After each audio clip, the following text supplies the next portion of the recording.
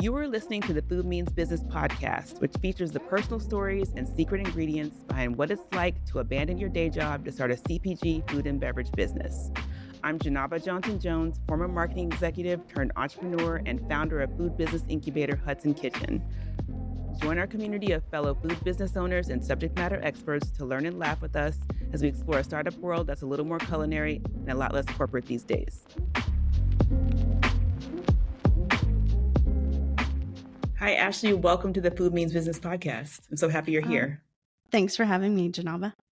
So before we jump into what we're going to talk about today, which is co-packing, we'd love to hear a little bit about you and how you got started in this industry.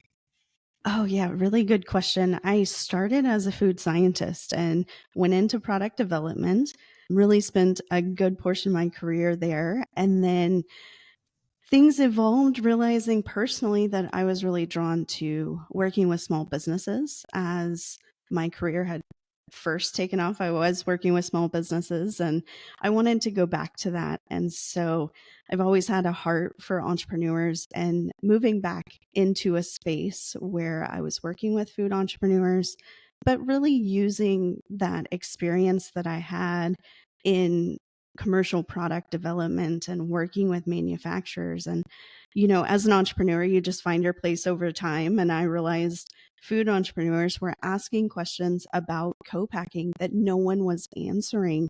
And to me, it was very clear answers that could be given. And so I started moving into this space of really talking about co-packing more and being able to work with brands as they partnered with co-packers. And on the flip side, working with co-packers as they started their co-packing business. So I kind of got a view of both sides over the years. And now I teach about co-packing and how to work with a co-packer. Well, it's definitely something that's needed for sure. I know because I've heard horror stories just about trying to find the right co-packer and then finding something and then something going wrong. So I would love for you to just start and tell us, what is co-packing? Great question. I think in its simplest form, when we talk about outsourcing as entrepreneurs and small business owners, we talk about outsourcing to other experts or simply to buy back our time in a lot of ways. And co-packing is simply hiring somebody else to produce your product that it focuses on manufacturing. And so you're simply outsourcing your production to another manufacturer. And with co-packing, I think we tend to have a stigma that co-packers are often large conglomerates or large businesses that are really just kind of out to get the little guy. And in reality, the majority of co-packers that I've worked with over the years are small business owners themselves. They're family owned and often start with their own product, manufacturing their own product, and then move into producing product for other people. And so I think we tend to have this stigma that until you get into working with a co-packer, a lot of times we don't see that they're just another small business like us. Right. At Hudson Kitchen, so obviously our members are manufacturing their own products. They typically hire employees to manage production while they're off doing other things in their businesses. However, the ultimate goal for most of them is to be eventually transition the production to a co-packer. So can you talk a little bit about when someone's interested and they think that they're going to make a move to being in a co-packer, like how can they, I guess, plan and research in order to make that move? Yeah, it's a really good question. And I think one that we often don't talk about a lot, like how do you make that move? It's just the assumption and the pressure that you're going to make that move. Right. And so I think first understanding like why you would work with a co-packer is that you are wanting to step away from production for some reason, whether that be production is taking up too much of your time or you simply don't enjoy it. There's a lot of different reasons that people make that choice. But if you're growing or you simply want to step out of production, you can start to focus your time somewhere else. And to prepare for a co-packer, I think we view a lot of times co-packing as I want to find a co-packer, I want to start conversations with a co-packer, Right. and then I want to move straight into production. And there's actually steps we can take along the way to make that a lot easier on ourselves. And um, so I think the first thing that when we want to jump straight to searching for a co-packer, what I recommend before doing that is to take just a bit of time. It's actually just a few days usually of time to write your formulations and begin sourcing ingredients for in larger quantities. So formulation simply being that we're converting a recipe from cups and tablespoons to pounds and percentages being the key. Mhm. And when we do that, we make it possible for the co-packer to produce your product consistently. And so in a lot of ways, you're removing a very tedious step with the co-packer by being prepared to talk to them in a very straightforward way that you have your formulation ready. And honestly, formulation and sourcing are the two things that really will give you a leg up against anybody else that's talking to the same co-packer. By looking and being prepared, you really set yourself apart. And so taking just a few days time to do that bit of work is really, really helpful. It's so interesting because I wouldn't think that, I guess in my head, when I first started thinking about co-packers, I thought, well, they're going to source the ingredients for me. And that's not necessarily the case. You know, what I see with the majority of co-packers is that they source kind of in a hybrid way. So some of them will source select ingredients. Say it's a bakery, Hmm. and they may source the flour and the sugar. But if you have a specific chocolate chip that goes into a cookie, that's for you to source. Or if you have a special type of ingredient that goes in, that is also for you to source. For instance, with my own product, I have a canned cold brew coffee line in the past. And for that, we sourced a specific vanilla. We had our own coffee beans that we roasted. And so we were sourcing the bulk of the ingredients, and they sourced just the very basic ingredients that they used on site for other companies as well.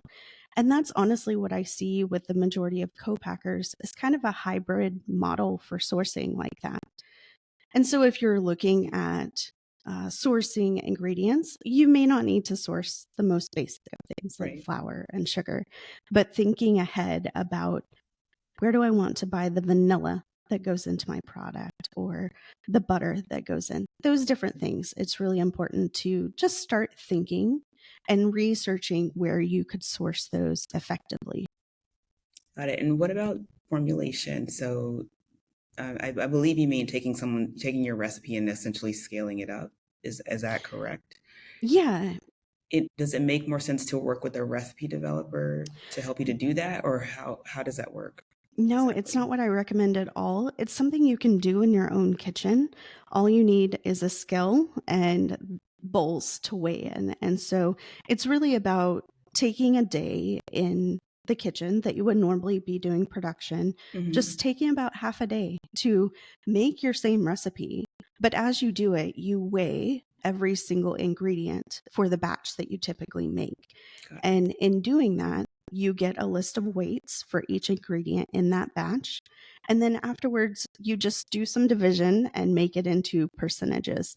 And those percentages then are what allows a co-packer to then see, okay, you make a 5 pound batch now, and we want to scale to a 100 pound batch. So Hmm. they're just going to take those percentages then and adjust the weight to fit what that larger scale production would be. And there's always going to be slight tweaks here and there, Right. but it really is just kind of a basis of how to write your formula. And I honestly don't think it's necessary to hire anybody to do that. It's something you can do in a half day's time. Got it. So if someone has done their research and they have their formulation and they've kind of researched the where they can find the ingredients for their product, what is the next step that they might take? Yeah, their next step would be to search for a co-packer at that point. I know that we talked about that being the first step we want to go to, and now you're actually there. That would be Okay. this would be the time I recommend that. Awesome. And there's different types of co-packers, right? So so I've noticed like in this Northeast region, there seems to be where we are, there's a lot of, we're in New Jersey. When I was kind of looking around at co-packers, there's a lot of they can or they bottle, but if someone needed to make, say, an egg roll type product, this might not be the state to look in or the place to look in. So I'm just wondering, like, how does someone go about finding the right co-packer or set of co-packers to continue their So, search? yeah, that's such a good question. I think one thing to realize about co-packers is that they are highly niche. So they focus on a particular type of product or a very specific product in general. And so you referred to canned products. That's something that would be a niche that a co-packer focuses on. And so when I think about co-packing, it's about understanding that you're in a category for the type of product that you make, and not all co-packers make that product. So you want to get clear on what category you fall into. I recommend for your very first search to do a nationwide search. I Mm. know that we want to a lot of times have a co-packer that's close to us, and I don't I think that's excellent. I think there's nothing wrong with that. But instead of having to go back and do a search in the future if you didn't find a co-packer in your area and being frustrated by going through the process all over again, I recommend just starting with a nationwide search, kind of cast your net broad, so to say, and see what's out there. And then you can start to get an idea of, okay, what co-packers are in my area. And what I recommend for brands looking for a co-packer is that you really consider values as a part of your search.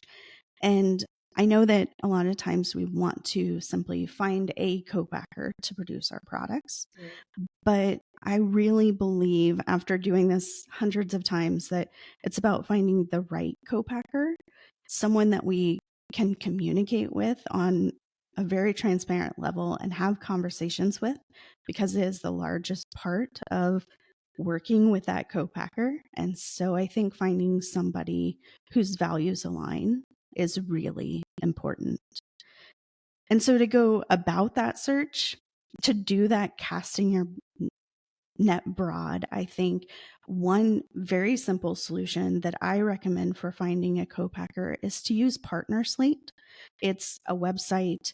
They have a very reasonable fee of, I believe it's $1.99 to list your product or your brand on the website, and then co-packers will reach out to you from the information they send out to the co-packers. And so it's a really good platform for Wow. more of a hands-off approach to finding a co-packer. It does require you to be prepared to fill out the paperwork, and Right. that means having your formulas ready and things like that. But it is a very nice way to go about it. And then, of course, there's other ways to use co-packer lists and do some category searches, but that's a little more time consuming, and we definitely have to put in some effort there. Right. Right. So I'm wondering about putting in that effort. So just say I'm using Partner Slate, but I also want to cast a net in a different place. I pick up the phone and I call the co-packer and I say, "Hey, I have a cookie that I'd like to make." I'm just wondering, like, how does the conversation need to go? Like, sometimes I found it's hard to get people on the phone or to get them to Mm. respond to an email. Is there some tactic that could be used to help that make that process easier? Yeah, really good question. It sounds like you've done this before. Just a little bit. I helped somebody out once and I was like, "This is a lot." Yeah, it does require a lot of persistence, unfortunately, and in a way that seems a bit excessive sometimes. And what I found over the years is that if I reach out to 10 co-packers, I kind of have a method of reach out to each co-packer on my list, say that's 10, Hmm. at least 3 times. And Okay. so I'm doing that. When I say 3 times, I'm doing that through phone, email, and on their online form. You may not find all 3 of those ways to contact each co-packer, but make a list of how to contact them and then just be persistent. And I would say be persistent and kind, because I know that it can get very trying whenever we're in a place of, gosh, I'm just trying to get a hold of you to give you business and it Right. feels like you're not interested in it at all. Co-packing is an interesting business, and if you work in a kitchen yourself to produce your product today, you'll understand that when you're in the kitchen, your focus is in the kitchen and Right. there's not much else you can be focused on. And so I think having a bit of grace with co-packers that they're really in their business on the production floor a lot of times. And so it's not out of spite that they're not responding. It may just be that they're occupied in their production. And if they don't respond after the 3 times, I just kind of put them on the back burner. I don't worry about it too much because that could mean that they're at capacity Right. or it's just not the right time to work with that particular co-packer. So I like to kind of move them to the side on my list and continue talking to those who really are responding. And I think one of the most important things when you do get a hold of a co-packer is keep the information about yourself slightly brief. It's really about getting to know your co-packer and letting them ask questions of you as well. So I think when I first contact a co-packer, my biggest objective is simply to get more time with them. So I typically ask, could we just set up a scheduled call? And in that conversation, what I'm really asking is I think the key question that tends to have all the answers pour forth is Hmm. simply tell me about your business, tell me about your co-packing. And from that, you'll learn about what their capabilities are, how long they've been in business, what their packaging capabilities are. A lot of those questions that I would recommend asking, you often get just naturally in conversation from that Right. one question. Right. And so that then you're just assessing whether there's a fit or not. Right. Yeah, and a fit and an interest, honestly, on both parts. Right. What else do you need to be prepared for? Like, how do you put your best foot forward with the co-packer? You mentioned the formulation, and what was the other thing? Sourcing. And sourcing, right? So I've done that job, right? Is there Mm, something else that they need to see as we kind of progress in the conversation? Do they need to understand where I am financially, like how I'm going to fund, kind of working with them? And then on the flip side with the co-packer, like, do they have the capacity to take me on? What does their business structure look like, and are they in a good position in general in their business to be able to take me? Like, I don't want to, like, I would start to think about, am I going to be at this co-packer? I'm giving them this business, but then all of a sudden they go out of business. So, like, how are we kind of are assessing each other, right? right. Finances is kind of important, I would think. Yeah, absolutely. And I think one of the best ways you can be prepared is to have what I'll call projections ready. So knowing what how much product are you producing on a regular basis Mm, and what frequency of production are you looking for? And so understanding that, if you're producing 5,000 units every 3 months, then it's important to know that going into conversation so that you can assess against what their minimum volumes are mm, after the conversation and trying to get an idea of what does their capacity look like will really help you in the assessment of, does this feel like a long-standing relationship or does it feel like they really don't have that much space for me, or maybe they have too much space in production and I'm not confident that they're going to be in business in a few right, years. right. And so I think just getting an idea of how many clients do they have? You don't need to know who their clients are. That's confidential, but just understanding, how many clients do you have? How many units in a minimum batch, or what is your minimum batch size? Hmm. How often do you expect me to produce product? Those types of questions can help you give a sense of their trustworthiness and also how long they'll be around, their longevity of Right. business as well. So that was all very helpful. So I'm wondering about NDAs and confidentiality because I feel like as the food maker, they're like your recipe, like it's like you want to hold it close to the vest, right? And Yeah. obviously everyone else does, like you don't want anybody to know that. So like, at what point during these conversations is an NDA signed? Yeah, I'd say once you decide that you want to move forward with testing with a co-packer, and so once you've talked to a few co-packers and have really understood like which one is right for you, then I would at that point you want to sign an NDA with each other. A lot of times the co-packer will have their own NDA that you simply need to sign. They're usually very straightforward. I know Hmm. that we can get a bit nitpicky in what NDAs actually read as, but oftentimes they're very standard, and I'm confident in signing one that a co-packer provides. I think also it's important. This is the reason the formulation is also important to do ahead of time, Hmm. because as you move forward in conversation through testing and then eventually signing a contract if it's available, you want to be sure that your formulation is protected. And so by having done the formula before you go to the co-packer, instead of them instead of you handing off a recipe to them and asking them to scale it for you, that oftentimes is where a bit of gray area can come in and convolute who owns the formula. And so it's really, that is one of the reasons I also suggest having a formulation ready before the conversations, because then it's very clear that what you provided to them in testing is you owned it, you provided it. And so it makes that contract piece later on easier to declare that you own the formula. Got it. That's really helpful. So you mentioned in your explanation about testing, and so is it customary for the co-packer to do a test run prior to signing contracts with everyone? Yeah, absolutely. Testing is really where a co-packer gets an idea of how your product works in their process. And so every co-packer is different. All their line setups are different. They Mhm. have different capabilities. And so having a test really gives them an idea of how does this work in our process, and it gives you an idea of what does the final product look like in their process. And so testing is something that is 100% guaranteed. If a co-packer doesn't want to do testing, then I that's a very much a red flag to me.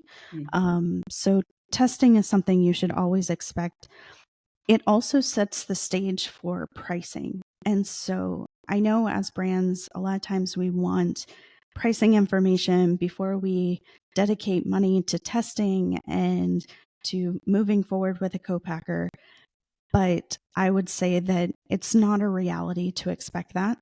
Pricing comes after you see how a test runs.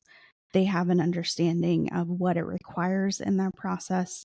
Maybe it means that they now have to hand pack something, whereas normally they would run it on a machine, or Mhm. they need to use a different machine than they typically would, and that requires a bit of investment. So they'll get an idea of what the pricing per unit will look like through that test. And so it's really key to have the test so that you can get pricing as a follow up. Got it. Got it. So does it make sense to test with a couple of different co-packers? I don't suggest it. My suggestion is to really get clear, do a lot of vetting on the front end Hmm. in who you want to work with. And so not just moving forward again with any co-packer, we're looking for the right co-packer. And so making sure that we're having conversations that are really, really um, able to help us gauge if this is the right type of person we want to work with. And that may mean you go take a tour before you commit to a test as well. That's oftentimes something that I see brands desire, and co-packers a lot of times will invite brands too. And Hmm. so it really helps to do that vetting early on so that you're just testing with one co-packer. Because there's also pricing, or there's also cost Right. involved with testing. And so we, as with any decision we make financially, right, we don't want to be duplicating or replicating that cost where it's not necessary. But I was just from from my standpoint, I was like, if I test with three co-packers and then then two of them fall out, then I have this one. Yeah. In my mind, I'm trying to save time, but honestly, what I've heard you say throughout this whole conversation is slow down, take your Mm. time, ask the right questions so that you can make a good decision.